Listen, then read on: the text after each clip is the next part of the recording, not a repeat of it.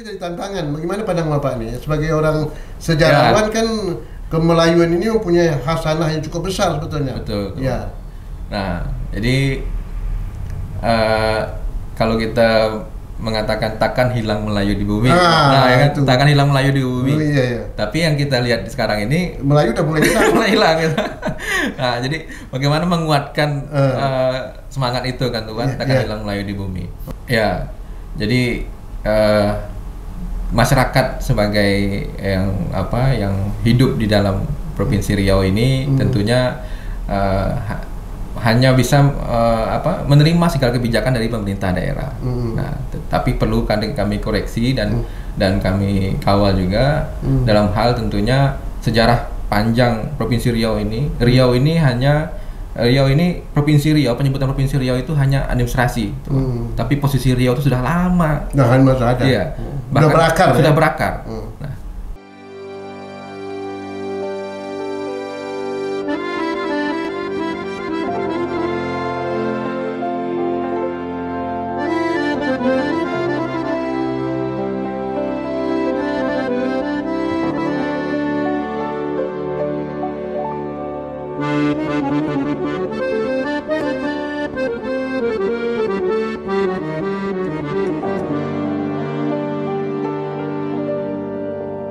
Assalamualaikum warahmatullahi wabarakatuh. Ketemu lagi kita dengan Tok Wan Channel. Cincin tuan-tuan dan puan-puan sekalian, di dalam suasana kita menyambut hari ulang tahun Provinsi Riau yang ke-67. Kita ingin menggali makna daripada ulang tahun Provinsi Riau yang ke-67 di Pekanbaru. Cincin tuan-tuan dan puan-puan, kita tahu bahwa Provinsi Riau ini adalah merupakan provinsi yang dulunya berada di Sumatera Tengah, dan para pemuda, para tokoh masyarakat waktu itu berupaya untuk menjadikan Riau ini berdiri sendiri dari Sumatera Tengah. Artinya memisahkan diri dari Sumatera Tengah, kerana mengingat Riau ini merupakan daerah budaya Melayu, memiliki suatu potensi yang cukup besar. Maka oleh kerana itulah pemuda Riau mengadakan suatu kongres di Bukit Tinggi maupun di Pekanbaru. Kongres Pemuda Riau di Pekanbaru pada tahun 1954 telah mengamanatkan untuk membentuk Badan Kerja Kongres Pemuda Riau, yaitu pada tanggal 27 Desember 1954. Dari hasil kongres ini, saudara sekalian, maka pemuda kita bangkit dan memperjuangkan pembentukan Provinsi Riau ini sampai ke Jakarta.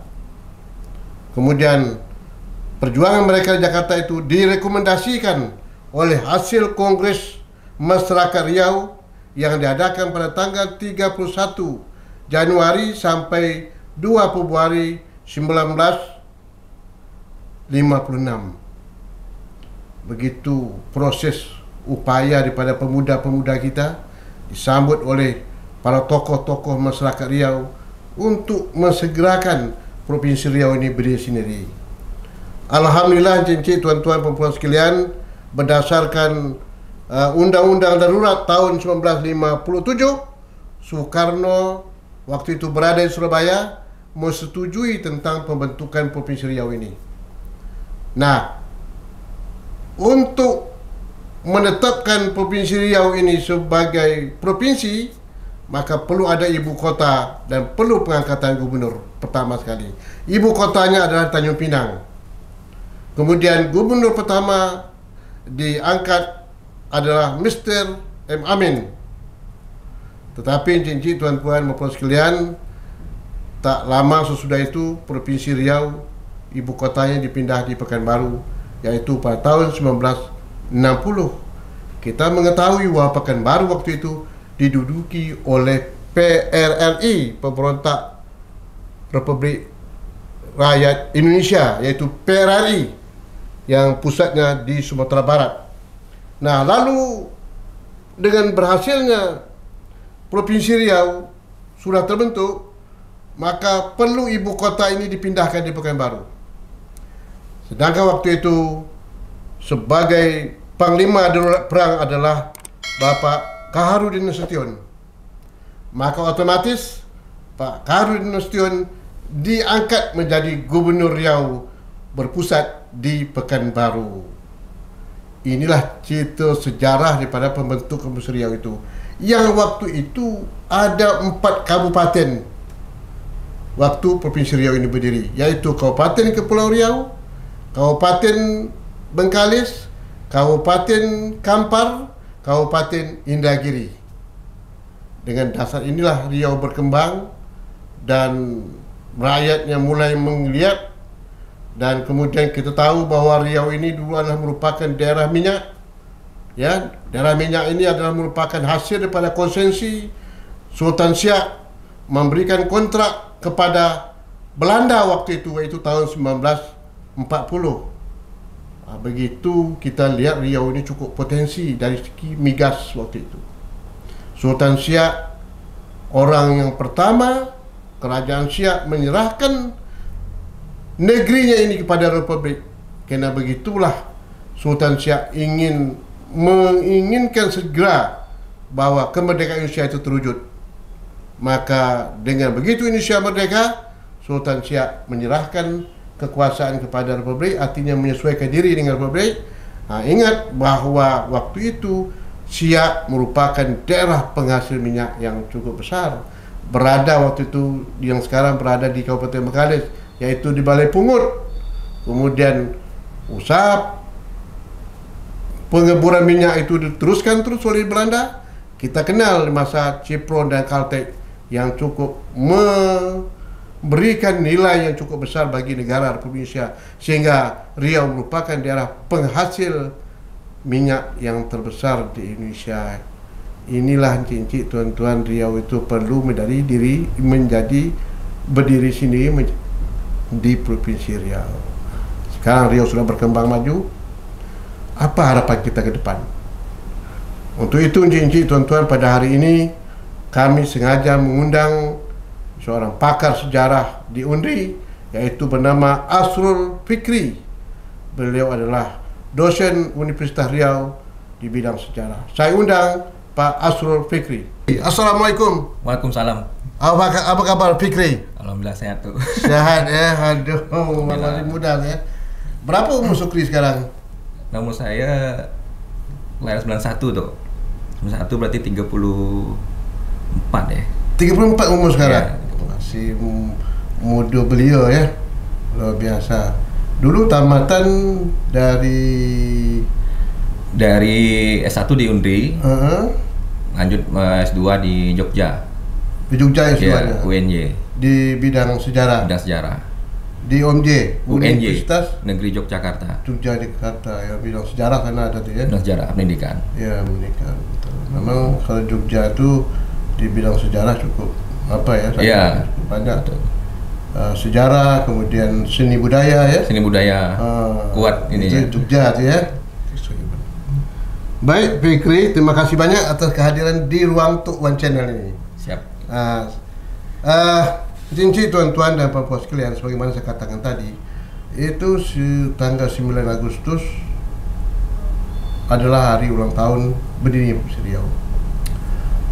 Provinsi Riau ini merupakan sejarah yang tak bisa dilupakan. Apa sebab Provinsi Riau ini berdiri? Provinsi Riau ini berdiri adalah berdasarkan kehendak daripada masyarakat Riau yang dipelopori oleh Angkatan Muda. Pemuda Riau mengadakan kongres waktu itu. Baik kongres di Bukit Tinggi, kalau salah saya tahun 55 atau 56, kemudian dilanjut lagi kongres pemuda di Pekanbaru, yaitu tahun 1954. Nah, Kongres Pemuda di Pekanbaru ini mengamanatkan dan memutuskan akan mengadakan Kongres Pemuda Riau dalam rangka untuk melahirkan, memperjuangkan agar Riau berdiri sendiri. Nah, Riau waktu itu berada di Sumatera Tengah. Sumatera Tengah ini terdiri daripada residen Riau, residen Sumatera Barat, dan residen Jambi. Itulah yang dikatakan Provinsi Sumatera Tengah. Jadi Riau ini dulu di bawah Sumatera Barat, tuan-tuan dan puan-puan. Nah, oleh generasi muda kita pada waktu itu, pemuda kita itu, bagaimana ini dipisahkan, kita Riau berdiri sendiri. Maka berdasarkan amanat itu dibentuklah Badan Kongres Pemuda Riau. Kalau saya pada tanggal 7 Oktober 1957 dibentuklah badan ini, kemudian berhasil memperjuangkan ini ke pusat dan kemudian direkomendasi dengan Kongres Rakyat Riau. Terus saya itu pada tanggal 31 Januari sampai 2 Februari 1956. Masyarakat Riau lagi dengan aspirasi yang disampaikan oleh pemuda. Maka rakyat Riau mengadakan kongres yang mana memutuskan bahwa Riau berdiri sendiri terlepas daripada Sumatera Barat, yaitu Sumatera Tengah pada waktu itu. Cinci tuan-tuan dan puan, kalau nggak salah saya ketua kongres itu Muhammad Amin atau gimana ya, dari Bukit Tinggi, dari Kampar, Bengkina kalau salah saya. Nah, badan kongres inilah menetapkan bahwa berdirinya Provinsi Riau diperjuangkan, dan kemudian ada orang kita di Jakarta sebagai badan penghubung, yaitu Wan Ghalib dan Pak Jalil sebagai badan penghubung untuk menyalurkan aspirasi perjuangan rakyat Riau untuk berdiri sendiri. Alhamdulillah, dengan kehendak Allah, bahwa perjuangan itu berhasil disahkan oleh Presiden waktu itu dengan berdasarkan Undang-Undang Darurat tahun 1957 ditandatangani oleh Soekarno. Kemudian diperkuatkan lagi Undang-Undang Nomor 9 tahun 59 kalau salah saya, maka disahkanlah berdirinya Provinsi Riau. Cinci tuan-tuan dan puan-puan. Oleh karena itu setiap tanggal 9 Agustus kita merayakan hari lahirnya Provinsi Riau. Nah, waktu itu daerah kita hanya 4 kabupaten saja, cinci tuan-tuan.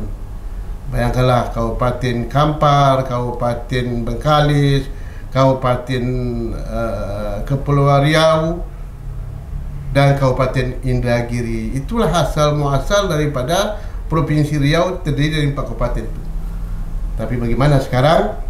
Mari kita dengar bagaimana pandangan ahli sejarah kita untuk memandang lahirnya Provinsi Riau, dikaitkan harapannya dan apa kenyataan pada hari ini. Baik, kita undang Pak Fikri. Silakan Pak Fikri. Baik, terima kasih itu. Ya, jadi tadi dah disampaikan secara singkat sejarah perjuangan terbentuknya Provinsi Riau. Setiap ada peristiwa sejarah itu ada karena dinamika. Termasuk yang tadi itu sampaikan, kita ini awalnya berada di bawah Provinsi Sumatera Tengah. Semangat ingin melepaskan diri dari Sumatera Tengah ini itu juga tidak terlepas dari ada perasaan tokoh-tokoh yang dilibatkan, terutama di Dewan Perwakilan Sumatera Tengah itu lebih banyak orang-orang Sumatera Barat.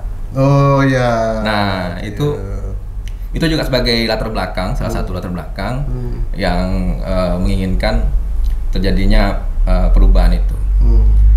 Nah, termasuk dari pemilihan-pemilihan dari untuk membentuk tadi Provinsi Riau tadi, semangat inilah yang kemudian dari Riau, Jambi yang ingin memisahkan diri. Nah, termasuk juga pada saat itu yang tadi Tuan sampaikan, memang di sini banyak peran dari pemuda. Pemuda ya. Nah, kalau kita melihat dari peran pemuda di sini, jauh ke belakang ada sebuah pemuda.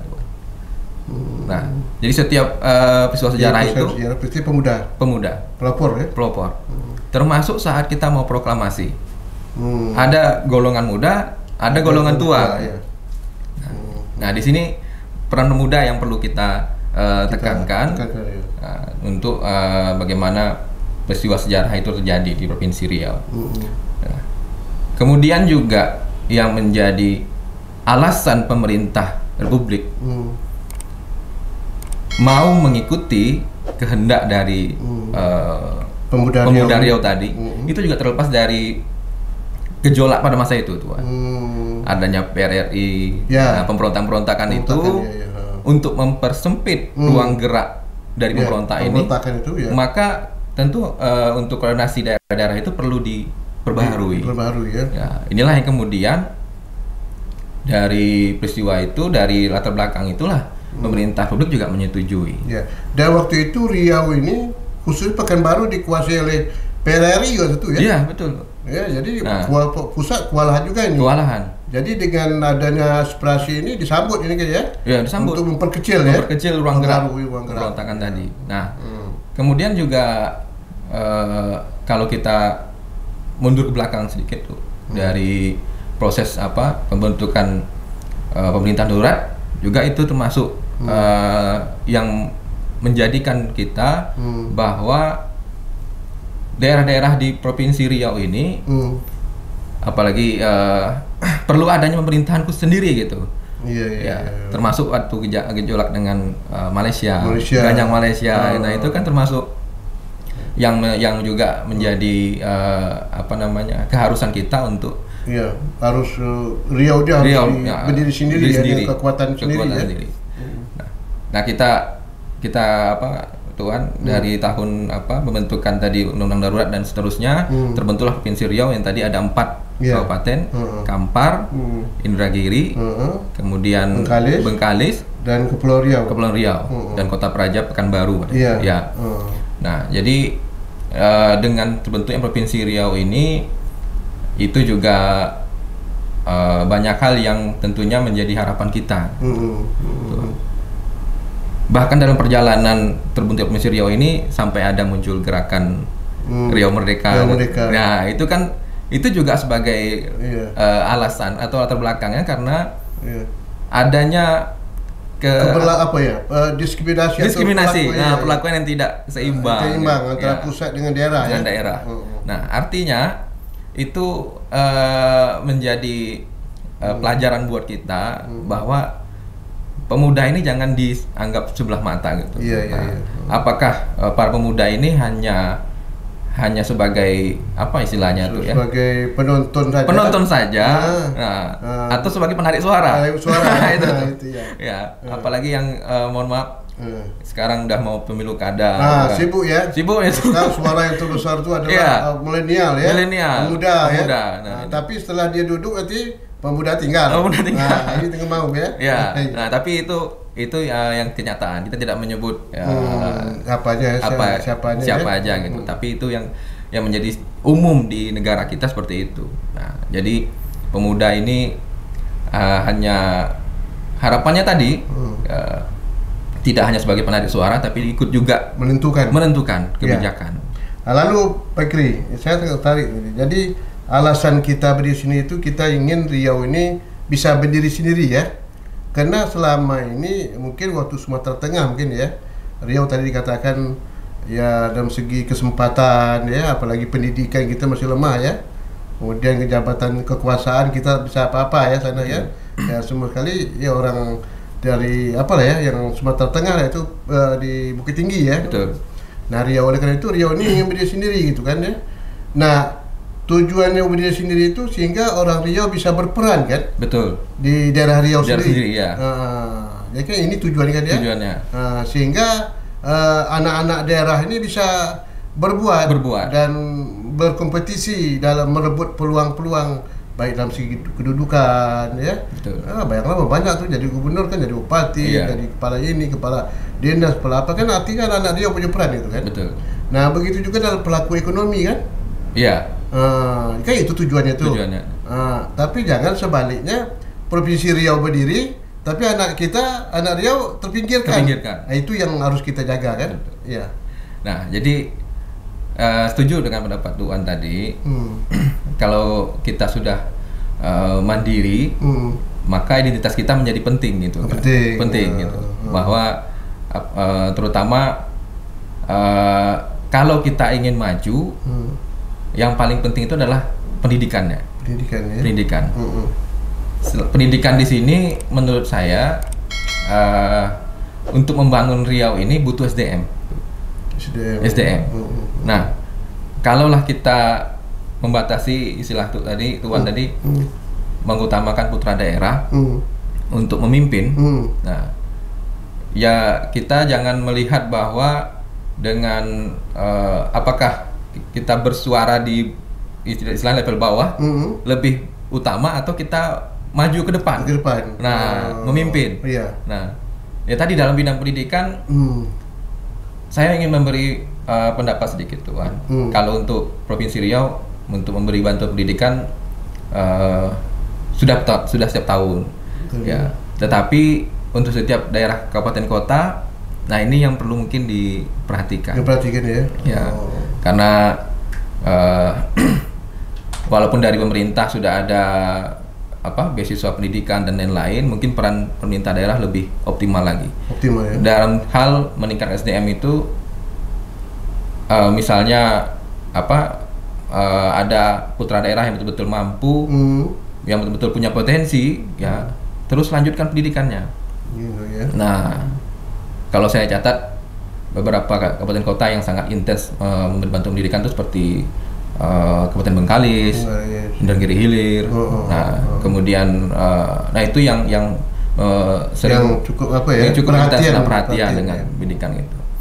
Terutama kemudian selain SDM ini juga berkaitan dengan fasilitas pendidikan. Sarana-prasarana kita ini itu masih lemah ya. Masih lemah. Ini masih ada di daerah kita ini, di Riau ini. Untuk menunjang pendidikan itu salah satunya mungkin jaringan internet. Nah sekarang kan serba digital itu kan. Sekarang zaman digital ya? Itu. Dia memerlukan internet. Internet gitu. Informasi semua didapatkan dari situ kan. Iya. Masih ada daerah di Riau yang belum terjangkau. Ini saya dapat informasinya itu mahasiswa kami ada yang KKN ya. Mahasiswa KKN ini harus mengisi logbook. Logbooknya itu harus online.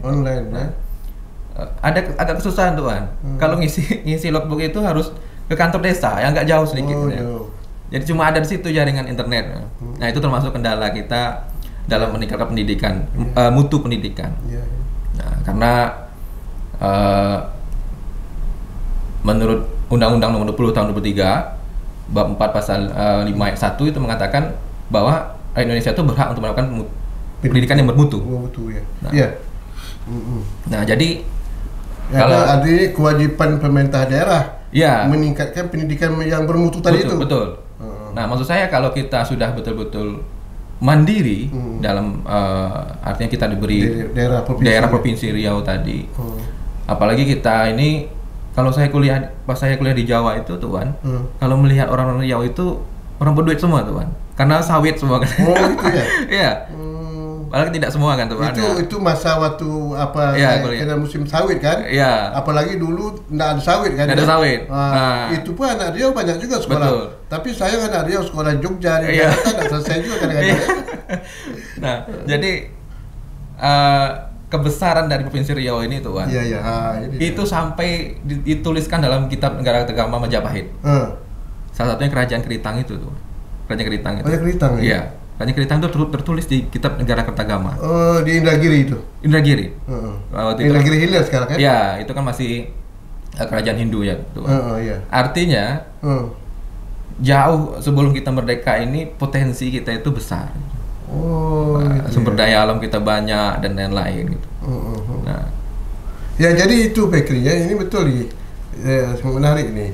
Jadi sebetulnya Riau ini berdiri sendiri karena kita melihat potensi sumber daya alam itu betul. Dari segi tadi itu kan, apalagi dari segi budaya ya. Kemudian dari segi gas minyak. Kan bayangkanlah tahun 1940 Sultan Siak melakukan kontrak sharing dengan Belanda. Untuk mengolah minyak. Di mana itu pangkalan Balai Pungut. Di Kabupaten Bengkalis. Dibawa ke Pekanbaru tuh. Bayangkan tuh, sudah ada sumber minyak. Tapi coba pikir Pak Bekri, dulu waktu minyak Riau ini dikuasai oleh Cipron dan Caltech, berapa orang budak kita bisa kerja situ? Betul. Jadi ya janji-janji dari pimpinan atau kepala daerah atau singkat presiden atau apa gitu Tuan. Ada sedikit sindiran Tuan. Akan menyediakan lapangan pekerjaan. Berjuta gitu. Iya, itu akan terjadi, memang banyak lapangan pekerjaan Tuhan. Tapi yang menjadi kendala kita adalah syarat untuk melamar pekerjaan itu. Kualitas pendidikan tadi Tuhan. Nah, yang diminta kualifikasinya ini, tapi ternyata kita tidak memiliki. Tak memenuhi kualifikasi. Betul, tidak memenuhi kualifikasi itu. Nah, kalau menurut Pak Kri sekarang ini dengan perkembangan Provinsi Riau sekarang juga ya. Iya. Sekarang kabupatennya sudah 12 kabupaten. Betul. Ya, belum lagi dalam segi pembangunan infrastruktur kan ya. Sudah begitu maju, sudah terjangkau. Semua sekali dulu kan pergi Bengkale pakai sampan ni lah. Apalagi ke Indragiri, ke Tembilahan, ke Rengat waktu itu kan masih pelayangan ya. Sekarang tak ada lagi. Tak ada lagi. Ini kan luar biasa nih. Luar biasa, kemajuan kan ya. Tapi tadi itu ya. Ke depan pertama adalah pendidikan tadi cepat dikejar. SDM tadi perlu kita. SDM dikejar. Yang kedua mungkin bagaimana masalah ekonomi. Sebab masyarakat itu masih ada miskin nih. Iya. Terutama di daerah pesisir sekarang nih kan. Iya. Seperti Tembilahan itu masih banyak orang miskin. Masih banyak itu. Ya tak, pinggir-pinggir pantai, pinggir laut ya, begitu juga di daerah pesisir seperti Indragiri seperti Rokan Hilir, Bengkale, Meranti apalagi. Ya. Kalau Inhil itu ya sempat masuk kategori ini dia. Daerah 3T. 3T ya. Terdepan, terluar, tertinggal. Dia terdepan, terluar, tetapi tertinggal pula. Nah, itu. 3T, ya. Nah, jadi dengan masuk kategori daerah itu memang ini tuh. Akses untuk ke daerah, beberapa daerah Inhil itu susah. Harus jalur darat, nanti pakai jalur air lagi. Banyak ini yang kendala gitu. Memang yang Tuan sampaikan banyak yang perubahan di Provinsi Riau ini, terutama dari infrastruktur, dari jalan, jembatan. Nah, kita lihat di Pekanbaru saja jembatan yang dulu cuma 1, 2, sekarang sudah 3 banyak gitu Tuan. Nah, jadi PR masih banyak Tuan. PR kita masih banyak sebenarnya ini. Nah, tapi itu kita tidak mengecilkan semangat pemerintah daerah untuk memperbaiki ya, dan untuk meningkatkan ya. Ya, termasuk misalnya setiap tahun itu dianggarkan untuk antara ketersediaan ruangan sekolah dengan siswa yang sekolah itu tidak seimbang. Lebih banyak anak-anak yang sekolah dengan yang ruangan sedia. Yang terjadi apa? Akhirnya dalam undang-undang itu harusnya idealnya tingkat SD, SMP, SMA itu satu guru di kelas itu 20 siswa. 20 siswa. Nah, tetapi karena keterbatasan ruangan ada yang sampai 30, ada yang rombelnya itu yang banyak. Nah, itu salah satu yang perlu PR kita bersama untuk pemerintah daerah. Yang kedua, akses jalan, Tuan. Nah, jalan provinsi, ya ini yang mungkin kadang ada tumpang tindih, mana peran kabupaten, mana peran provinsi. Ya, ini masih apa ya? Iya, masih ada gap ya? Ya, masih ada gap. Kadang ada tanggapan atau respon dari masyarakat, kalau tak viral takkan diperbaiki. Nah, contoh kasus waktu yang di Lampung itu kan. Nah, itu. Baru viral baru sih Bu. Pemerintah daerah memperbaiki gitu.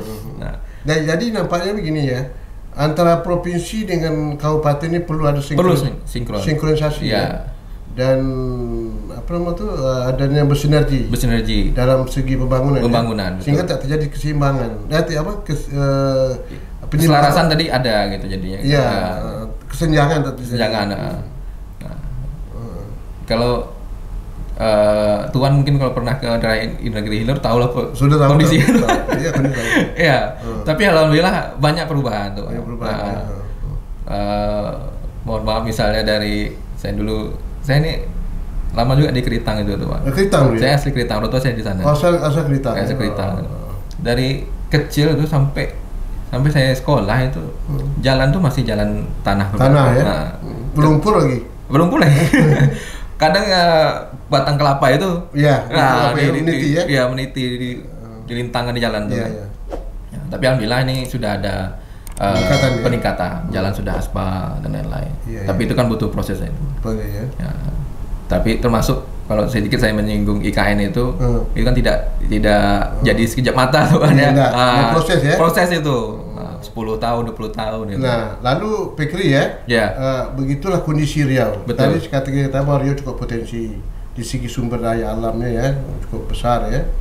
Apalagi Riau ini penghasil minyak ya. Betul. Dan merupakan devisa negara, apalagi waktu zaman Orde Baru ya. Iya. Berapa bar satu barel Riau menghasilkan minyak kan ya. Kita waktu Orde Baru itu kan sentral. Ya pembangunan ada tapi sifatnya empres saja kan. Iya. Sekarang dengan reformasi, perubahan luar biasa dengan otonomi daerah kan. Ya, kita lihat perkembangan. Nah, itu pun sekarang kita masih termasuk masih belum dikatakan maju lah ya. Iya. Dalam segi SDM-nya. SDM. Kemudian lapangan kerja anak-anak kita masih belum dapat kesempatan. Betul. Ini pendidikan tadi itu ya. Betul. Nah, infrastruktur juga masih, terutama daerah-daerah pulau tadi itu.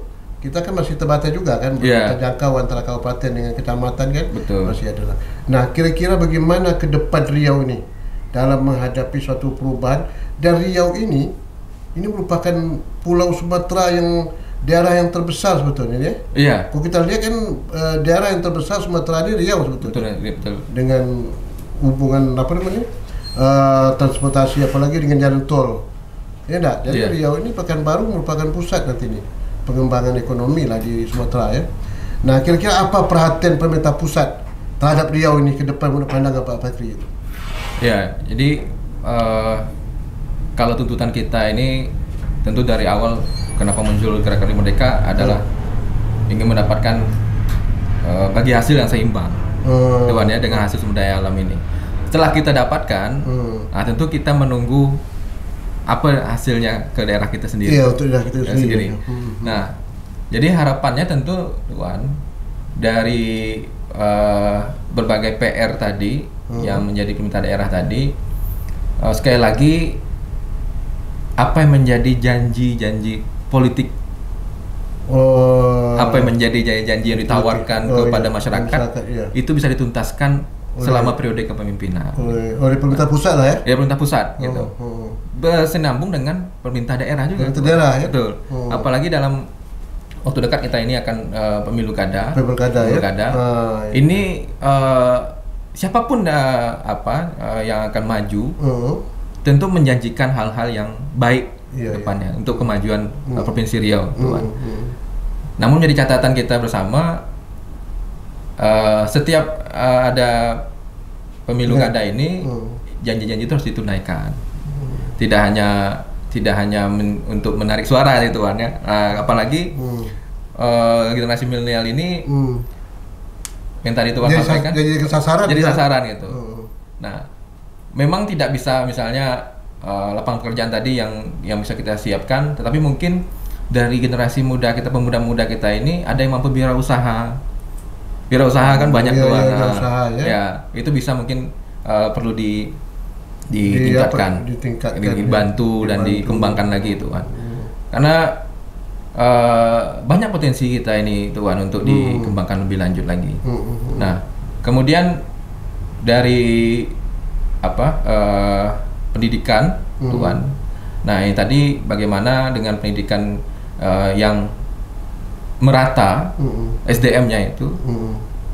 Karena begini, menurut data yang saya dapatkan Tuan, ada kesenjangan ini tingkat pendidikan di daerah pedesaan dengan daerah perkotaan. Masih banyak yang daerah pedesaan itu yang hanya sampai level pendidikannya SD. Nah, syukur-syukur tamat SD. Ada juga yang tidak sampai sekolah. Masih ada yang tak sekolah. Iya, Tuan. Nah, itu menjadi PR. Tugas bersama pemerintah daerah gitu. Apakah karena sebaran perguruan tinggi terbatas, sekolah juga. Kalau masalah sekolah kan ada sampai dia buat sekolah satu atap, Tuan. Nah, ada sekolah induk, sekolah satu atap. Nah, itu untuk meningkatkan pendidikan tadi gitu. Nah, tetapi itu tadi yang kadang menjadi mindset masyarakat kita ini, kalau sudah pendidikan, apakah menjamin menjamin kehidupan? Bekerja itu. Jangan nanti sudah sekolah pekerjaan tak ada. Nah, ini kan banyak, terutama di daerah-daerah yang di daerah pinggir itu karena ini faktor ekonomi orang tua. Nah, kalau sekolah tak bisa membantu orang tua berladang atau apa gitu kan, berkebun gitu. Nah, atau kalau anak ini mau sekolah kan nanti biayanya bisa dibantu, ada beasiswa dan lain-lain. Tapi semangat pemerintah daerah saya rasa sudah maksimal untuk itu. Nah, jadi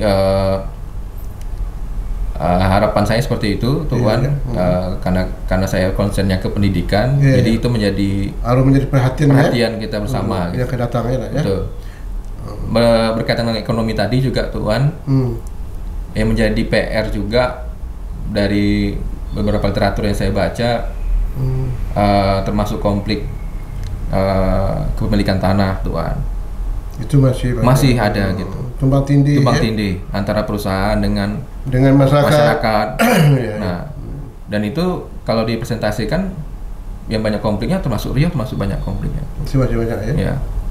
Nah, karena ada konflik itu tentu menghambat juga masyarakat untuk lebih maju ya. Nah, itu yang dan masyarakat kepastian hukum perlu juga. Ya, kepastian hukum. Iya, sehingga masyarakat itu merasa diayomi ya. Betul. Nah, tapi kita sudah melihat usaha dari pemerintah pusat juga mengeluarkan sertifikat, memberikan sertifikat tanah gitu dan lain-lain itu. Nah, itu yang perlu kita kita dukung, kita kawal bersama tuh. Nah, di samping itu Pak Bekri ya, peningkatan pendidikan. Tapi pendidikan kan tidak hanya pendidikan dalam arti untuk mencari orang yang berkualitas ya. Betul. Tapi bagaimana? Ini menyangkut masalah tujuan kita berdiri di Riau ini. Bahwa Riau itu berdiri sendiri tetap pada nilai-nilai budaya daerah Riau. Ini kan nampaknya kan nilai-nilai budaya Melayu ini kan dah mulai terkuras juga nampak ini. Ini juga jadi tantangan. Bagaimana pandang Bapak ini? Sebagai orang sejarawan kan kemelayuan ini mempunyai khasanah yang cukup besar sebetulnya. Betul. Nah, jadi kalau kita mengatakan takkan hilang Melayu di bumi, takkan hilang Melayu di bumi. Tapi yang kita lihat sekarang ini Melayu udah mulai hilang. Gitu. Nah, jadi bagaimana menguatkan semangat itu kan, Tuhan, takkan hilang Melayu di bumi. Nah, ini yang kemudian kalau kami yang di Unri itu sudah seperti mata kuliah budaya Melayu Riau. Nah, itu memang menjadi mata kuliah wajib ya.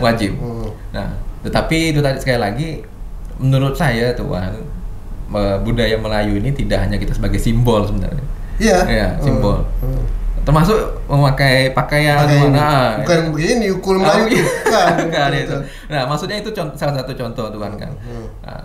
Dan nilai-nilai dari budaya Melayu itu dalam kehidupan sehari-hari. Nah, bagaimana generasi pemuda itu bisa melestarikannya? Apakah kalau kita dalam hal memperkuat jati diri Melayu ini, tentunya adalah sebagai filter kita. Kalau filter kita ini sebagai penyaring, karena Riau ini kan termasuk multi etnis, Nah, tapi multi etnis tapi tetap Melayu dominan. Karena dia mengayomi semua suku yang ada. Nah, mengayomi semua suku yang ada gitu. Nah, jadi jangan pula hilang identitas kita nih. Nah, gitu. Jadi termasuk mungkin bahasa daerah Melayu kita tuh. Ini Pak, saya agak rancu nih, Pak. Orang Riau tapi bahasanya tidak bahasa Melayu. Ini bagaimana untuk ini kan tantangan bagi perguruan tinggi terutama sejarawan itu. Kita tetap berakar pada nilai budaya kita. Kayak Sunda. Betul. Kan tetap berakar pada Sundanya, Jawa, Jogja. Sumatera Barat apalagi kan. Tapi Riau ini nampak saya campur aduk. Tak jelas ini. Bagaimana ini mengayomi ini semua nilai Melayu itu nampak itu. Kita tidak memungkiri juga orang tua sekarang kan lebih senang anaknya berbahasa asing gitu kan, bahasa Inggris dan lain-lain. Tapi bahasa kampung, bahasa daerah hilang gitu. Nah, kalau kita cakap misalnya contoh bahasa Melayu disuruh tunak tak tunak. Tak tunak ya. Tapi kalau tak semua yang paham bahasa itu kan.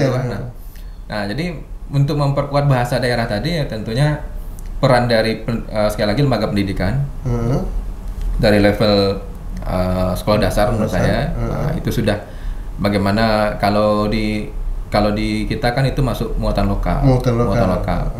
Memperkuat dari itu sekali lagi yang perlu kita perkuat adalah tidak hanya dalam bidang kurikulumnya, tetapi juga tenaga pengajarnya itu.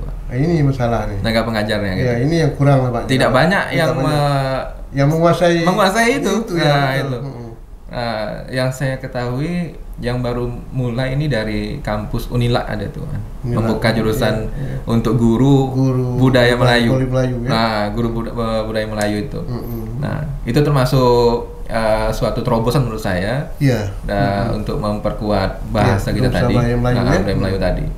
Nah, jadi jangan sampai nanti di sekolah-sekolah itu yang mengajar budaya Melayu bukan orang Melayu. Tidak menghayati gitu.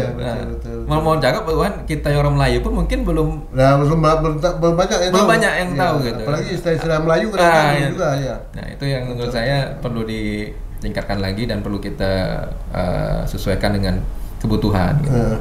Dan ini tantangannya untuk anak-anak muda kita. Ya. Anak-anak muda kita, apalagi generasi Z sekarang. Generasi Z. Nah, itu sudah tidak apalagi ini tantangan betul itu. Jadi di pendidikan terutama di muatan lokal. Muatan lokal itu dari mulai TK ya. TK, SD sampai SMP, SMA ya. Itu tetap berakar nilai budaya Melayu tadi. Itu ya. Siapapun orang yang belajar situ harus mengetahui bahasa Melayu. Sehingga tidak terkuras nanti dengan bahasa lain itu. Nah, jadi kalau Melayu kan tidak hanya bahasa kan tuh kan. Banyak aspek. Masalah budi pekerti. Kepribadian itu. Bagaimana sopan santun. Ini kan ada lagi. Ini kan akibat dari pengaruh tadi tuh digital sekarang dengan pengaruh luar. Negara-negara luar sekarang ini, barat sekarang itu. Nah, sehingga nilai-nilai ini makin terkuras. Apalagi sudah dikuasai oleh ini semua. Semua di sini. Semua sini ya. Jadi ini jadi tantangan betul. Sehingga anak-anak kita tambah SD, tambah apa? Kalau kita menyuruh mereka acuh aja dia. Ini tantangan betul itu. Sekali lagi tuan, untuk memperkuat identitas Melayu ini jangan hanya sebagai seremonial tuh kan. Ya kan, kalau ada event baru muncul Melayunya gitu. Perlu ada suatu kontinuitas. Betul, tuh kan. Pelaksanaan itu mulai pendidikan sampai dalam kehidupan rumah tangga sampai bermasyarakat ya. Itu harus tercermin mungkin dari Melayu.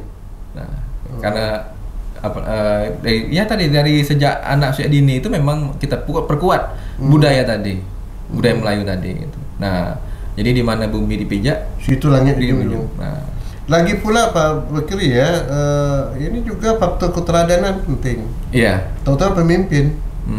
Kalau pemimpin kita dari mulai gubernur, bupati tidak menghayati juga bahasa Melayu, kemudian tak menghayati sopan santun bagaimana bercakap. Karena pemimpin kita kasar-kasar juga bahasanya, sebagai panutan. Keakuannya tinggi pula kan. Itu tidak boleh dalam Melayu ada ya. Merendah. Orang Melayu sifat merendah diri ya, sopan santun. Ini yang perlu kita galakkan nanti ini, bahwa dalam rangka ulang tahun 67 ini kita evaluasi ke depan bahwa bagaimana nilai-nilai budaya Melayu itu betul-betul terimplementasi dalam kehidupan masyarakat di Provinsi Riau ini. Suai itu tuh? Suai ya? Sangat suai. Baik, mungkin Pak Bakri, waktu kita hampir selesai ini kita. Kira-kira apa stressing ataupun yang ingin Pak Bakri sampaikan kepada masyarakat Riau ini? Jadi masyarakat sebagai yang hidup di dalam Provinsi Riau ini tentunya hanya bisa menerima segala kebijakan dari pemerintah daerah. Nah, tapi perlu kami koreksi dan kami kawal juga dalam hal tentunya sejarah panjang Provinsi Riau ini. Provinsi Riau, penyebutan Provinsi Riau itu hanya administrasi, tapi posisi Riau itu sudah lama. Sudah berakar. Nah, bahkan ada yang mengatakan nama Riau ini juga dari kata riuh, riuh, karena pasar tadi orang ramai, transaksi dan lain-lain. Artinya karena sudah mengakar tadi, tentunya budaya Melayu kita ini jangan sampai hilang. Jadi jangan hanya sebagai slogan, takkan Melayu hilang di bumi, tetapi itu juga menjadi motivasi kita untuk bagaimana Melayu tidak akan hilang di bumi, terutama di Provinsi Riau. Betul. Nah, Provinsi Riau kita menguatkannya dalam aspek pendidikan. Baik, Fikri, luar biasa pandangan Pak Fikri terhadap Riau ke depan pada ulang tahun yang ke-67 ini. Mudah-mudahan Cinci tuan-tuan sekalian bisa mendengar, dipahami, dihayati, dan tentu bagaimana kita ke depan lebih maju lagi Riau ya. Untuk membangun Riau, tadi tekan masalah pendidikan terutama. Kemudian begitu juga menyangkut masalah ekonomi masyarakat rakyat kita masih miskin perlu ditingkatkan. Di samping infrastruktur juga betul. Tapi kita jangan hanya memandang satu segi saja. Oh, jalan bagus, jambatan bangun begini segala sunglak itu bisa sebentar. Tapi menyangkut masalah pendidikan, masalah budaya, masalah sikap pribadi kita, ini sangat menentukan. Oleh karena itu melalui pendidikan. Sekali lagi terima kasih pada Cinci, tuan-tuan sekalian yang telah dapat mendengar ini semua untuk dapat kita lestarikan hidup Provinsi Riau yang ke-67. Sekian, terima kasih. Wassalamualaikum warahmatullahi wabarakatuh. Waalaikumsalam warahmatullahi wabarakatuh.